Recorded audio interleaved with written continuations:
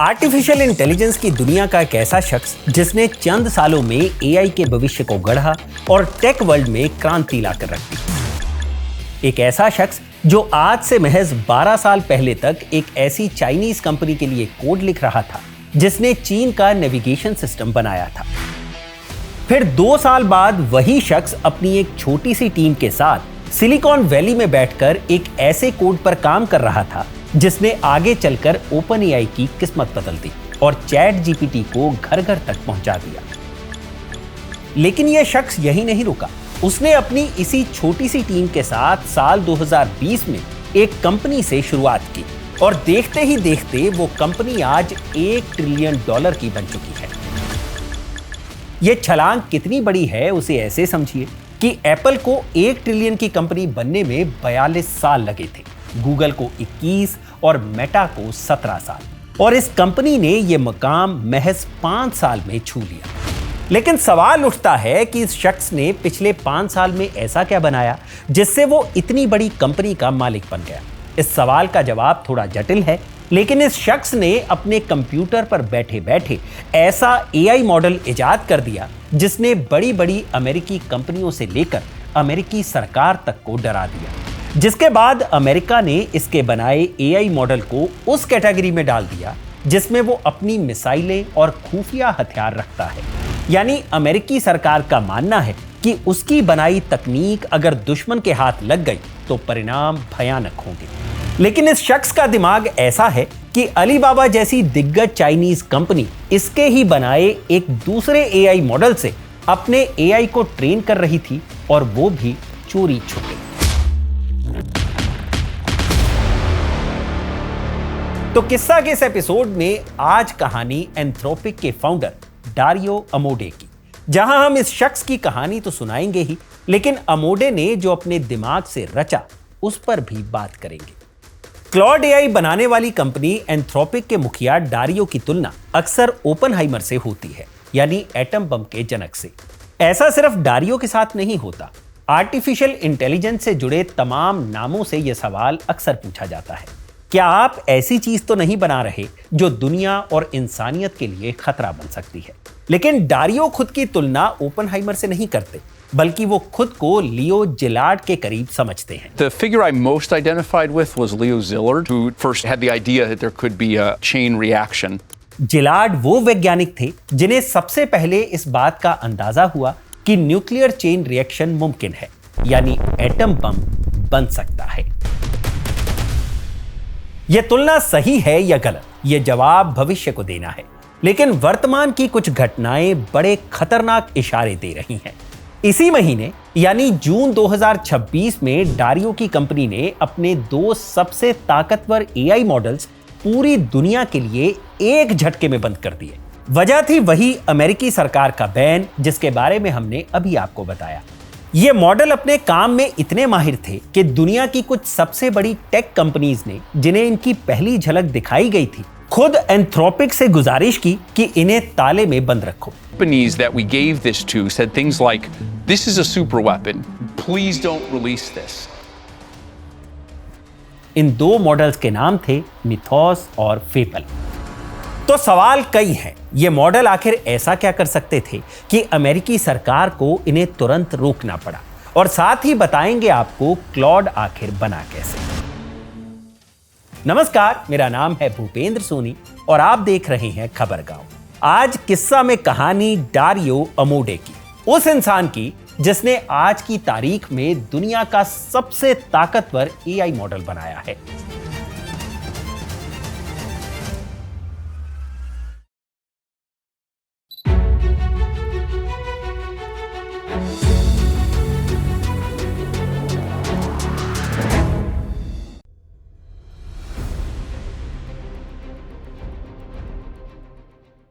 उन्नीस 1980 के दशक में डारियो सैन फ्रांसिस्को के एक आम इलाके में बड़े हुए। उनके पिता इटली से आए एक कारीगर थे, चमड़े का काम करते थे। उनकी मां लाइब्रेरी बनवाने के प्रोजेक्ट संभालती थी। घर में टेक्नोलॉजी की कोई खास चर्चा नहीं होती थी, लेकिन मैथ्स में डारियो की खास रुचि थी। डारियो खुद एक मिसाल देते हैं। वो कहते हैं कि एक बच्चा कहता है कि फला टीवी शो बहुत अच्छा है, दूसरा बच्चा कहता है कि वो बेकार है। इस बहस का कोई अंत नहीं, क्योंकि किसी के पास इसका कोई पक्का जवाब है ही नहीं। लेकिन मैथ्स अलग है। मैथ्स के एक सवाल का एक सही जवाब होता है जो वहीं कहीं मौजूद रहता है, बस उसे ढूंढना होता है। बचपन में डारियो को यही बात मैथ्स की तरफ खींचती थी। यही सोच आगे चलकर डारियो को एआई की तरफ भी ले गई। साल 2014 के आखिर में Dario Chinese search company Baidu की एक लैब में काम कर रहे थे। बाइडू वो कंपनी है जिसने चीन का नेविगेशन सिस्टम यानी जीपीएस टाइप सिस्टम बनाया है। बाइडू में डारियो को एक सीधा काम मिला था, एक सॉफ्टवेयर बनाना जो इंसान की बोली सुनकर उसे लिखाई में बदल दे। इसके लिए न्यूरल नेटवर्क, फजी लॉजिक जैसे कॉन्सेप्ट्स का इस्तेमाल किया गया जो किसी भी आर्टिफिशियल इंटेलिजेंस की बुनियाद होते हैं। डारियो को शुरुआत में मुश्किलें आईं, फिर उन्होंने एक तरीका निकाला। उन्होंने एक मॉडल यानी वो सॉफ्टवेयर या सिस्टम जो ट्रांसक्रिप्शन का काम करता था उसमें चेंजेस करने के बजाय उसका आकार बड़ा कर दिया। उन्होंने अपने न्यूरल नेटवर्क में और लेयर्स जोड़ दी, उसे और ज्यादा रिकॉर्डिंग सुनने को दी और इस मॉडल को काफी ज्यादा देर तक ट्रेन किया। इससे सिस्टम की गलतियां लगातार कम होती गईं। आखिर में यह सिस्टम कुछ टेस्ट में इंसानी ट्रांसक्राइबर के बराबर पहुंच गया, यानी ये एक इंसान की तरह ही किसी भी लैंग्वेज को सुनकर उसे लिख सकता था। और ये अंग्रेजी और मैंडरिन यानी चीनी भाषा दोनों में काम करता था, जबकि ये दो बिल्कुल अलग अलग जबानें हैं। इस तजुर्बे से डारियो को एक बात समझ आई कि सिस्टम को बेहतर बनाने के लिए किसी होशियार तरकीब की जरूरत नहीं थी, जरूरत थी इसे बड़ा करने की, ज्यादा डेटा और ज्यादा कंप्यूटिंग पावर। यहां एक चीज समझ लेते हैं जो आगे बार बार काम आएगी।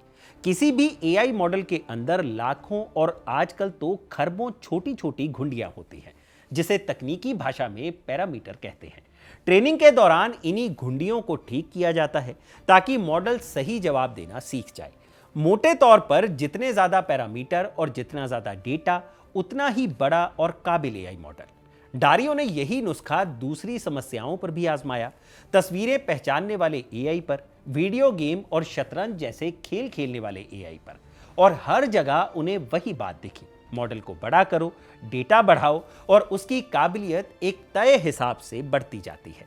इतने तय हिसाब से कि कुछ साल बाद डारियो की टीम ने इसका एक गणित तक तैयार कर लिया। वो ट्रेनिंग शुरू करने से पहले ही अंदाजा लगा सकते थे कि अगर मॉडल को 10 गुना ज्यादा कंप्यूटिंग पावर दी जाए तो वो करीब कितना बेहतर होगा। इसी पैटर्न को स्केलिंग कहा गया और यही वो एक खोज है जिस पर डारियो का पूरा करियर टिका है।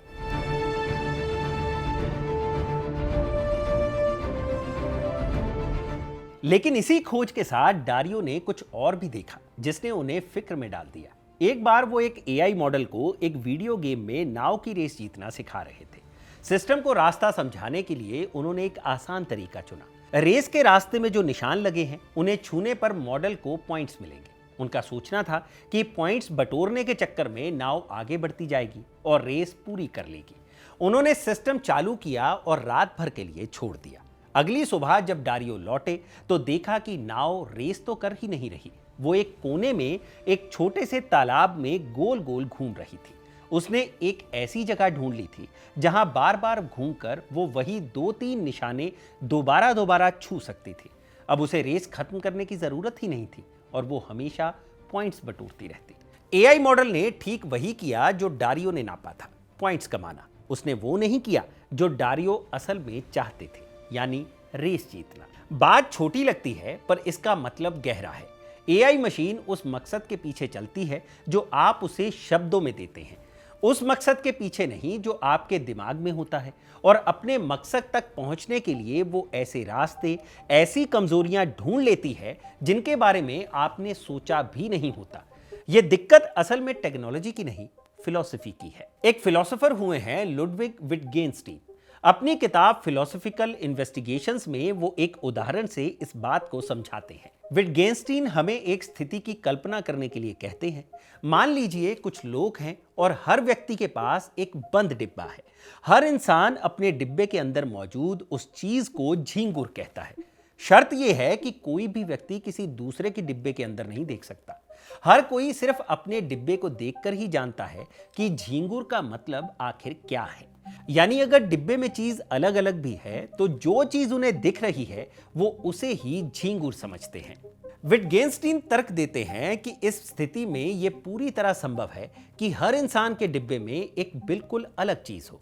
यह भी हो सकता है कि किसी का डिब्बा खाली हो या उसके अंदर की चीज लगातार बदल रही हो।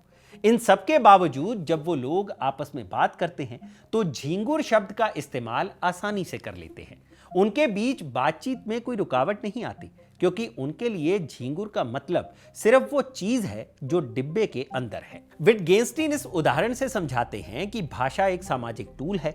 जब आप कोई शब्द बोलते हैं तो लोग उस शब्द के बाहरी इस्तेमाल को समझ लेते हैं, लेकिन उस शब्द को बोलते वक्त आपके दिमाग में जो व्यक्तिगत अनुभव या मानसिक चित्र है उसे आप कभी पूरी तरह कम्युनिकेट नहीं कर सकते। भाषा के काम करने के लिए उस निजी अनुभव का ट्रांसफर होना जरूरी नहीं है। इस दिक्कत के चलते ही हम अपनी बात को एआई को बता सकते हैं लेकिन भाव नहीं समझा सकते। इस बात को जहन में रखिए। जब हम आगे मिथोस और फेबल की बात करेंगे तो यही एआई की असली ताकत और असली खतरा दोनों समझाएगी। खैर, लौटते हैं डारियो पर। डारियो के लिए जब वो वीडियो गेम की नाव वाली घटना हुई, उन्हें पक्का हो गया कि किसी एआई मॉडल की ताकत और उसका खतरा ये दोनों एक ही सिक्के के पहलू हैं। जो मॉडल जितना काम का होगा वो उतना ही खतरनाक भी हो सकता है। आप एक को दूसरे से अलग नहीं कर सकते।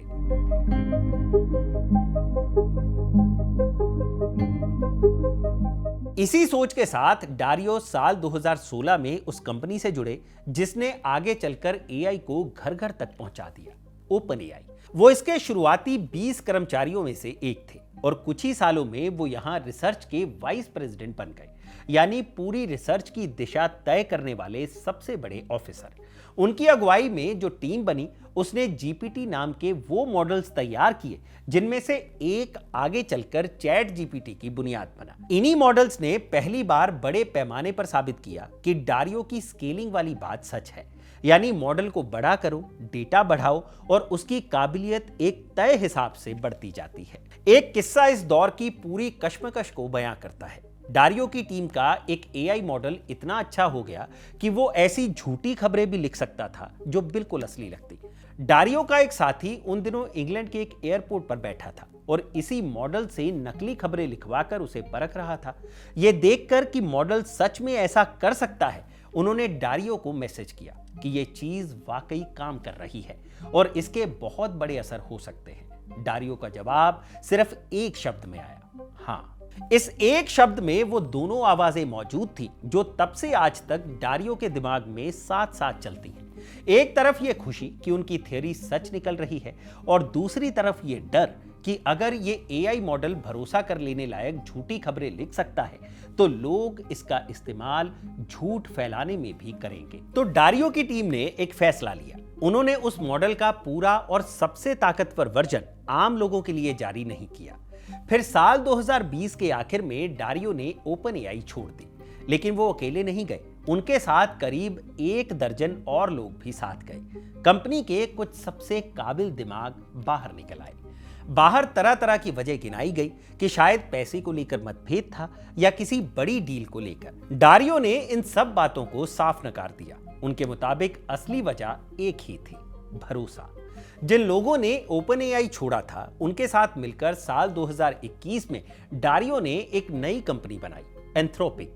यह अंग्रेजी शब्द ग्रीक भाषा के एक शब्द एंथ्रोपोस से बना है जिसका मतलब होता है इंसान। कंपनी बनाते वक्त डारियो ने 2 ऐसे फैसले लिए जिन पर लगभग सबने उन्हें टोका। पहला, कंपनी के 7 को-फाउंडर थे, यानी 7 लोग मिलकर कंपनी के मालिक थे। सिलिकॉन वैली में माना जाता है कि इतने सारे फाउंडर्स होना तबाही का नुस्खा है क्योंकि आपस में झगड़े होते हैं। दूसरा था, डारियो ने इन 7 को बराबर बराबर हिस्सेदारी दी, जबकि आमतौर पर सबसे बड़े बॉस को सबसे बड़ा हिस्सा मिलता है। डारियो ने ये दोनों काम जानबूझकर किए थे। वजह थी भरोसा। ये 7 लोग सालों तक एक साथ काम कर चुके थे, एक दूसरे को अच्छी तरह से जानते थे। इनमें से 2 तो सगे भाई बहन थे, खुद डारियो और उनकी बहन डानिएला।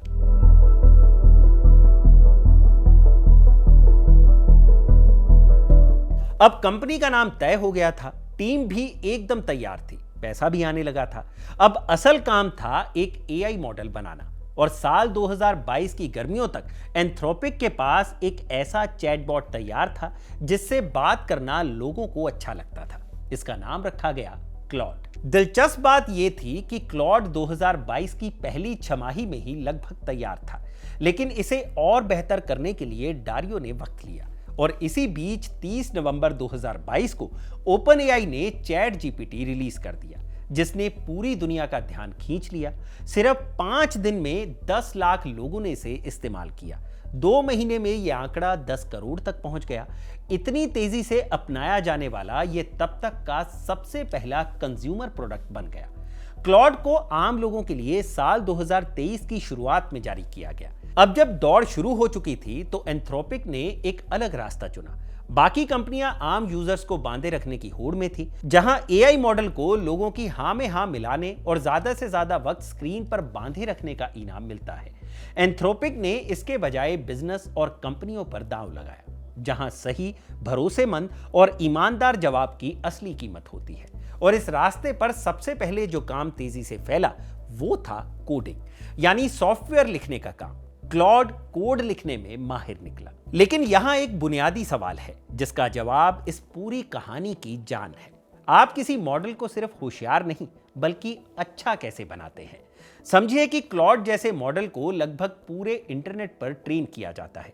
इसका मतलब वो इंसानियत की लिखी हर चीज और हर बुरी चीज पढ़ चुका होता है।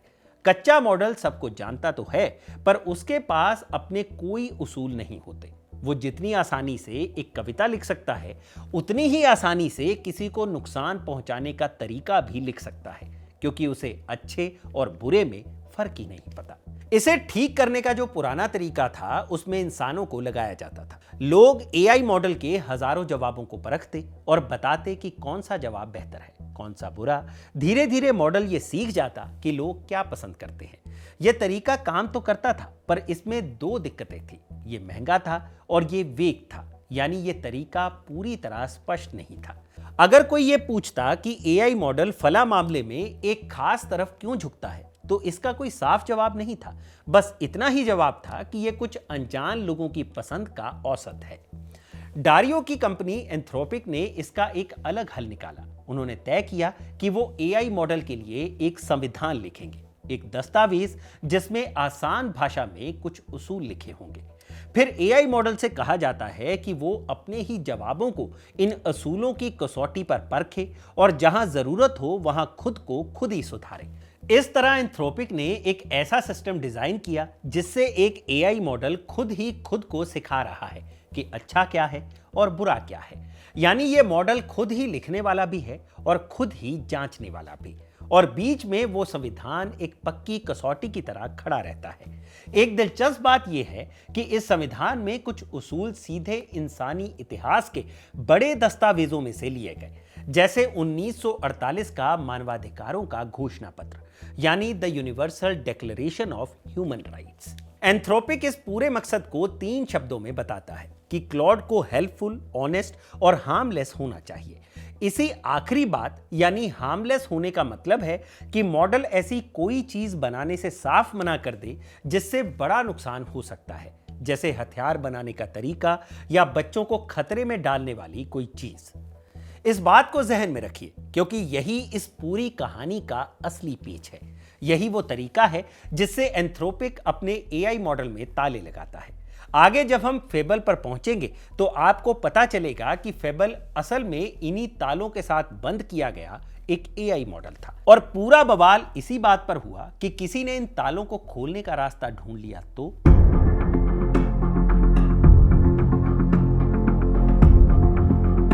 अब आते हैं उस मोड़ पर जो सीधे मिथोस तक जाता है। क्लॉड कोडिंग में जितना अच्छा होता गया, उसका एक छुपा हुआ पहलू भी था, सॉफ्टवेयर लिखना और सॉफ्टवेयर में छुपी कमजोरियां ढूंढना। ये दोनों काम आपस में बहुत करीब है। मॉडल जितना अच्छा कोड लिखना सीखता गया, उतने ही अच्छे से उसने कोड में सेंध लगाने की दरारें ढूंढनी भी सीख ली। इसका एक खतरनाक इशारा साल 2025 के आखिर में मिला, एंथ्रोपिक के मुताबिक चीन की सरकार से जुड़े कुछ हैकर्स ने खुद क्लॉड का इस्तेमाल करके दुनिया भर के करीब 30 संगठनों पर साइबर हमले किए। इन हैकर्स ने एआई मॉडल को चकमा देने के लिए उससे कहा कि यह सब तो बचाव की टेस्टिंग के लिए है और इस तरह एआई मॉडल के तालों को बाईपास कर दिया गया। कंपनी के मुताबिक ये पहला ऐसा मामला था जहां एक एआई ने काफी हद तक खुद से एक साइबर जासूसी की पूरी मुहिम को अंजाम दिया। यानी अभी मिथोस आया भी नहीं था और एआई मॉडल्स की ये ताकत गलत हाथों में जाने लगी थी। डारियो को साफ दिख रहा था कि ये कहां जा रहा है। हर नया मॉडल इस काम में पिछले से बेहतर था और फिर साल 2026 की शुरुआत में एक मॉडल ने वो लकीर पार कर दी जिसने खुद उसे बनाने वालों को डरा दिया।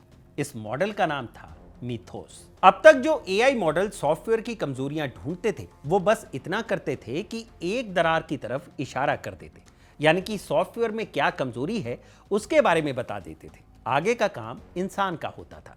लेकिन मिथोस यही नहीं रुकता था।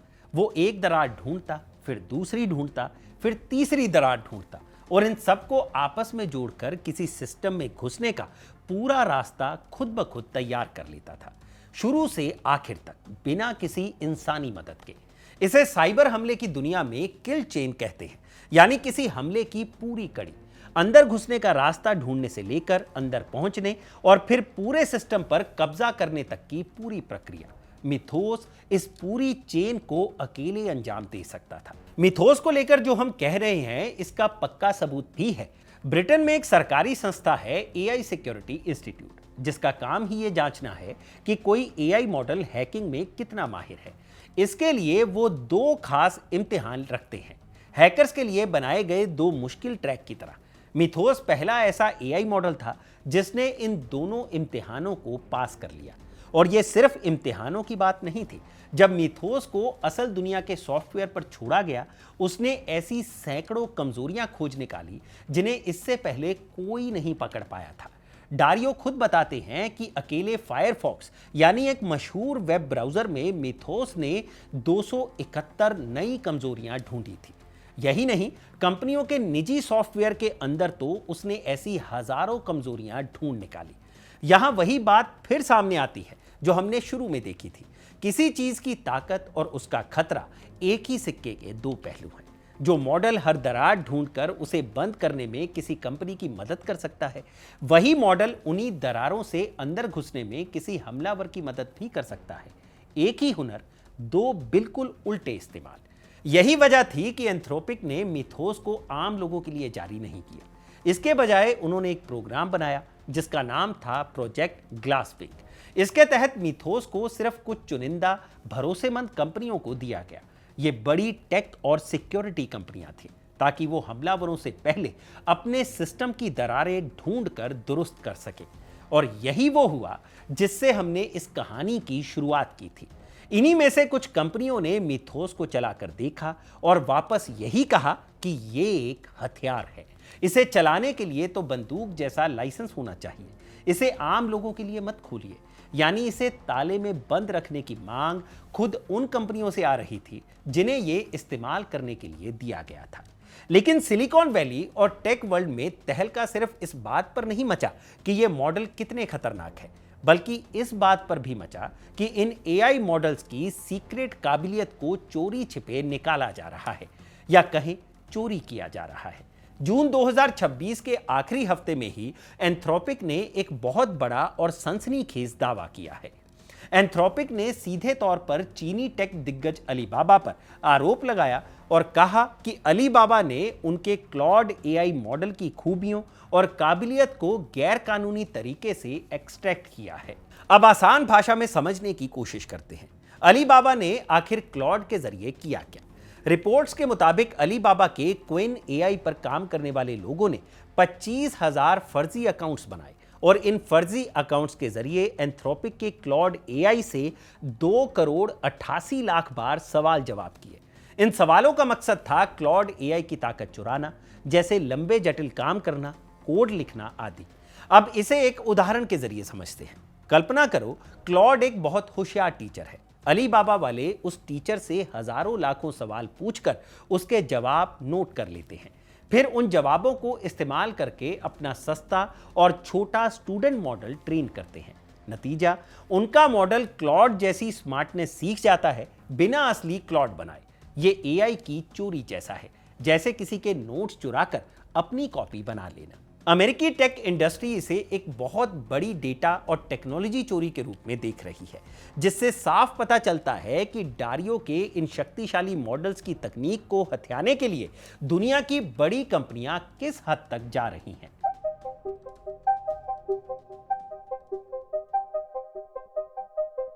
लेकिन डारियो का इरादा इसे हमेशा के लिए बंद रखना नहीं था।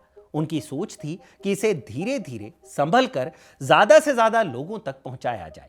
इसी के लिए उन्होंने एक और मॉडल तैयार किया, नाम रखा फेबल। यहां एक छोटी बात ध्यान देने लायक है। एंथ्रोपिक अपने इन सबसे ताकतवर मॉडल्स के नाम कहानियों की किस्मों पर रखता है। मिथोस का मतलब है मिथक, यानी पुराने जमाने की दैवीय कथाएं, और फेबल का मतलब है नीति कथा, वो छोटी कहानियां जिनके आखिर में कोई सीख छुपी होती है। तो फेबल असल में क्या था? वही मिथोस वाला दिमाग, लेकिन उस पर वही ताले जिनकी बात हमने पिछले हिस्से में की थी। ऐसे सेफगार्ड्स जो खास तौर पर इसलिए बनाए गए थे कि कोई आम यूजर मिथोस की पूरी हैकिंग ताकत तक ना पहुंच सके। 9 जून 2026 को फेबल को आम लोगों के लिए जारी किया गया और उसका ताकतवर रूप मिथोस सिर्फ उन्हीं भरोसेमंद कंपनियों तक सीमित रहा जिन्हें वो दिया गया था। अब आती है वो बात जिसने सब कुछ पलट कर रख दिया, वो 3 शब्द। फेबल के जारी होने के सिर्फ 3 दिन बाद अमेज़न के रिसर्चर्स ने इस एआई मॉडल के तालों को बाईपास करने का एक तरीका ढूंढ निकाला। याद रहे, अमेज़न एंथ्रोपिक कंपनी में सबसे बड़ी निवेशक भी है। हुआ यूं कि उन्होंने फेबल को कुछ ऐसा सॉफ्टवेयर कोड दिया जिसमें जानबूझकर कमजोरियां छुपाई गई थी। फिर उन्होंने इस एआई मॉडल से कहा कि इस कोड को सिक्योरिटी की नजर से जांचो और इसकी कमजोरियां बताओ। फेबल ने साफ मना कर दिया, लेकिन फिर रिसर्चर्स ने बस शब्द बदल दिए। उन्होंने कहा, इस कोड को ठीक कर दो। अंग्रेजी में कहें तो उन्होंने फेबल से कहा, फिक्स दिस कोड, और फेबल मान गया, क्योंकि किसी कोड को ठीक करने के लिए मॉडल को पहले यह ढूंढना पड़ता है कि उसमें खराबी कहां है, और जैसे ही उसने खराबियां ढूंढकर बतानी शुरू की, ठीक वही जानकारी बाहर आ गई जिसे रोकने के लिए फेबल पर ताला लगाया गया था। वो 3 शब्द थे, फिक्स दिस कोड, यानी इस कोड को ठीक करो। यह बिल्कुल वही नाव वाली बात थी जो हमने शुरू में देखी थी। ताले में लिखा था, किसी को अंदर घुसने का रास्ता मत बताना। ताले में यह नहीं लिखा था कि किसी को कोड ठीक करने में मदद मत करना। तो मॉडल ने ठीक वही किया जो उससे कहा गया और एक ऐसा रास्ता निकाल लिया जिसे किसी ने बंद ही नहीं किया था।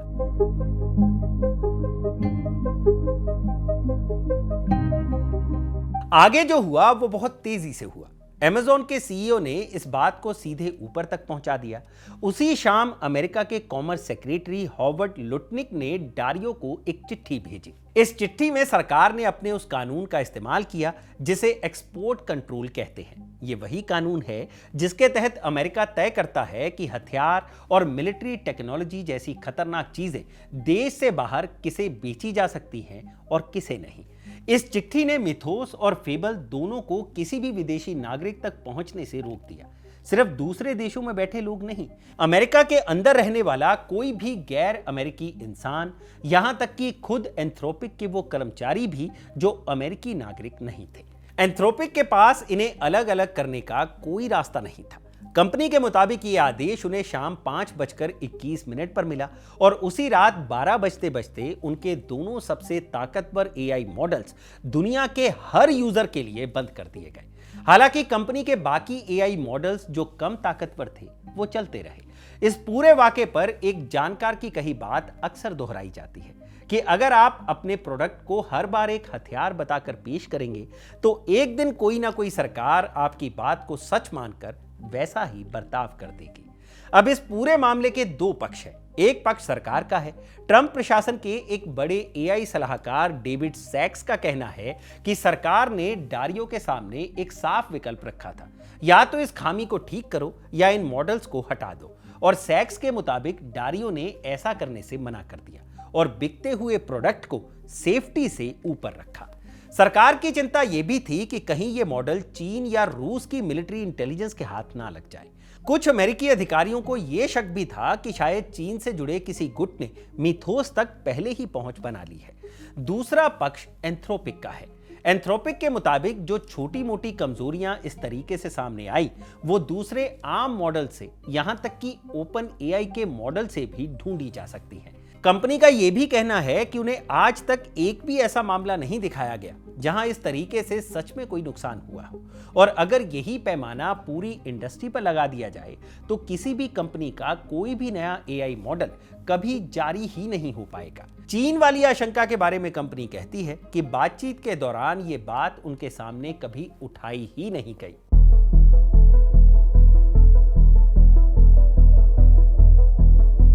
इस पूरे मामले में एक तीसरी आवाज भी उठी। करीब 100 साइबर सिक्योरिटी एक्सपर्ट्स ने मिलकर एक खुली चिट्ठी लिखी और सरकार से इस रोक को हटाने की मांग की। इनमें एनवीडिया, गूगल और अडोबी जैसी बड़ी कंपनियों के लोग भी शामिल थे। इनका तर्क था कि हां, ये मॉडल सॉफ्टवेयर की कमजोरियां ढूंढ सकते हैं, लेकिन यह कोई अकेली अनोखी ताकत नहीं है।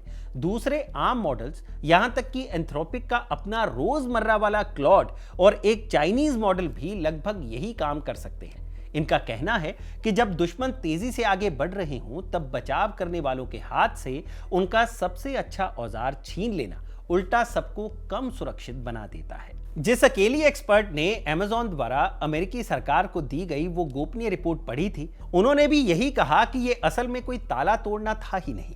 किसी एआई से ये कहना कि गलती ढूंढो, उसे फिक्स करो और जांच कर बताओ कि ठीक हुई या नहीं, ये तो बचाव के लिए सबसे काम की चीज है। खैर, ये तो हुई फेबल की बात, लेकिन ऐसा ही एक सवाल खुद मिथोस की ताकत पर भी उठा था।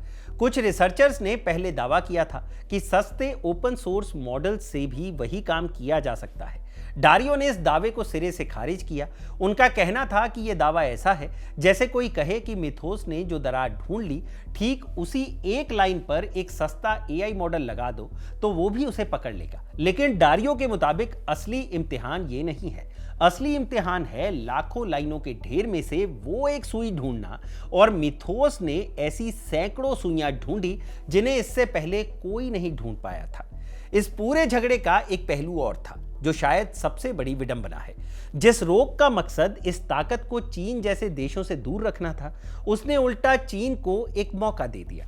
रोक लगने के अगले ही दिन एक चाइनीज एआई कंपनी ने अपना नया मॉडल पेश किया और इस अमेरिकी फैसले को यह कहकर बुनाया कि देखो, अमेरिकी कंपनियों पर भरोसा नहीं किया जा सकता, वो कभी भी बंद हो सकती हैं। और तो और ये वही सरकार थी जिसके साथ एंथ्रोपिक की तनातनी पहले से चली आ रही थी। कुछ ही महीने पहले अमेरिकी रक्षा विभाग ने एंथ्रोपिक को एक सुरक्षा जोखिम तक बता दिया था। वजह यह थी कि एंथ्रोपिक ने अपने एआई को कुछ खास कामों के लिए देने से मना कर दिया था, जैसे बड़े पैमाने पर निगरानी और ऐसे हथियार जो बिना इंसानी फैसले के खुद हमला कर दे। इस पर एंथ्रोपिक ने सरकार के खिलाफ अदालत में केस तक किया हुआ है और रिपोर्ट्स के मुताबिक इस सब के बावजूद इसी सरकार के कुछ हिस्से अब भी चुपचाप एंथ्रोपिक के क्लॉड का इस्तेमाल करते हैं। लेकिन इस पूरी खींचतान के बावजूद एक सवाल अभी जस का तस खड़ा है कि यह ठीक है कि डारियो ने जो एआई मॉडल बनाए वो दुनिया के सबसे ताकतवर मॉडल्स हैं, लेकिन क्या होगा अगर ये मॉडल्स उन अनएथिकल हैकर्स के हाथ का खिलौना बन जाएं जो दुनिया को सिर्फ तबाही की तरफ धकेलना चाहते हैं। हमारी दुनिया में आज हर चीज कंप्यूटराइज्ड है, चाहे वो न्यूक्लियर मिसाइल हो जिसका बटन अमेरिकी प्रेसिडेंट अपने हाथ में लेकर घूमते हैं, या फिर खरबों डॉलर की वो ट्रांजैक्शंस जो रोजाना बैंक के जरिए वर्ल्ड वाइड होती हैं जिसके लिए कंप्यूटर्स की जरूरत होती है, या फिर किसी बड़े डैम का गेट जो एक कंप्यूटर पर क्लिक से ही खुलता है और बंद होता है। और अगर ये अनएथिकल हैकर्स ऐसे सिस्टम्स की दरारें इन एआई मॉडल्स की मदद से ढूंढ ले तो क्या तबाही मचेगी। यही वो जवाब है जो फिलहाल इन एआई कंपनियों को ढूंढना है, और यही वो वजह है जिसकी वजह से डारियो को ओपनहाइमर 2 कहा जा रहा है। तो ये थी डारियो मोडे और उनके सबसे खतरनाक एआई मॉडल्स की पूरी कहानी। आपको क्या लगता है, क्या सरकार का इन मॉडल्स को मिसाइलों की कैटेगरी में डालकर बैन करना सही है या नहीं, या इसने दुश्मन के आगे अमेरिका को ही कमजोर कर दिया? हमें कमेंट बॉक्स में अपनी राय जरूर बताइएगा। किस्सा का ये एपिसोड लिखा था मेरे साथी कमल ने। आपको ये एपिसोड कैसा लगा हमें कमेंट सेक्शन में जरूर बताइए। आगे किस्सा में आप कौन सी कहानी सुनना चाहते हैं उसके बारे में भी बताइएगा। फिलहाल मुझे इजाजत दीजिए। मैं हूं भूपेंद्र सोनी और देखते रहिए खबर गांव। शुक्रिया।